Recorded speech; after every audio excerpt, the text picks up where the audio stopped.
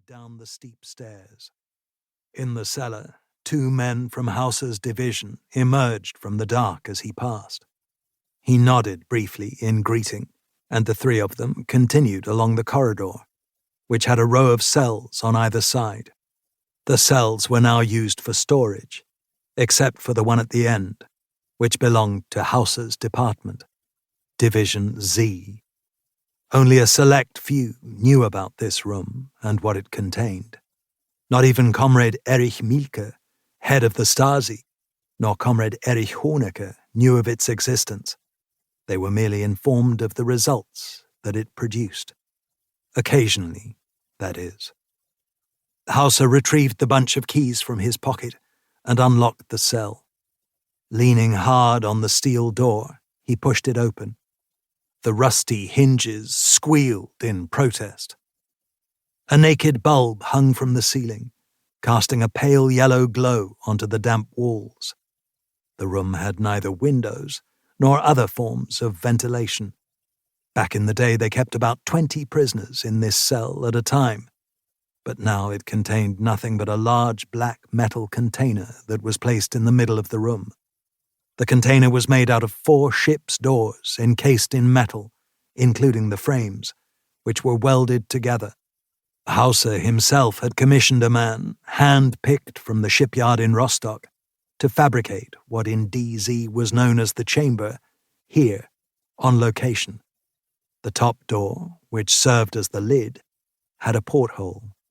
In the dim light, it appeared to be staring at Hauser as a dull and dreary eye. A thick rubber hose, fixed to a tap mounted on the nearest wall, was attached to the right side. The connection was not watertight, and a large puddle of water had gathered on the floor just below it.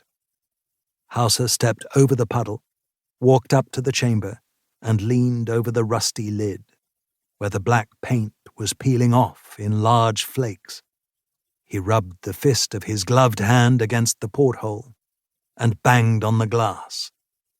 There was a violent surge of movement inside, and water splashed up against the inside of the pane.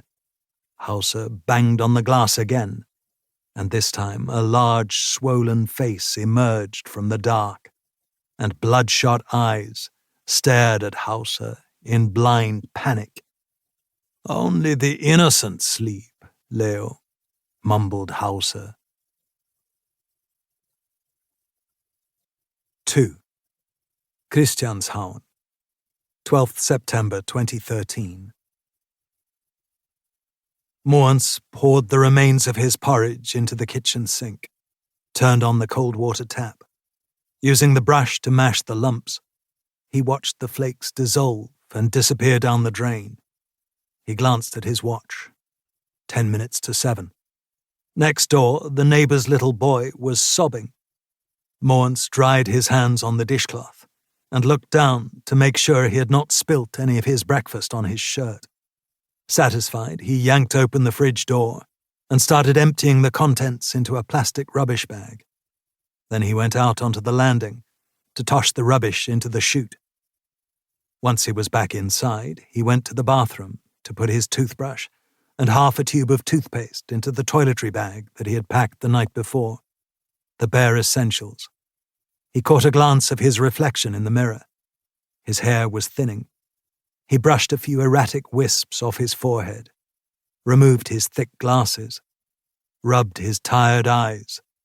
He was only 42 years old, but he felt as if he had 1 foot in the grave. Chubby jowls and a sallow complexion revealed his unhealthy lifestyle. Too much fast food and a complete lack of exercise. And he was at least 20 kilograms overweight. The suit he was wearing today was much too big, making his bulk even larger in the unflattering light. But starting today, things would be different. He'd quit eating junk food and get some exercise. Starting today, everything was going to change. Spinning on his heel, he went into the bedroom, where his suitcase lay open on the bed. He stuffed his toiletry bag into a gap between his clothing and the plastic bag with the blonde wig and dark glasses he had bought at a second-hand store in Christianshavn.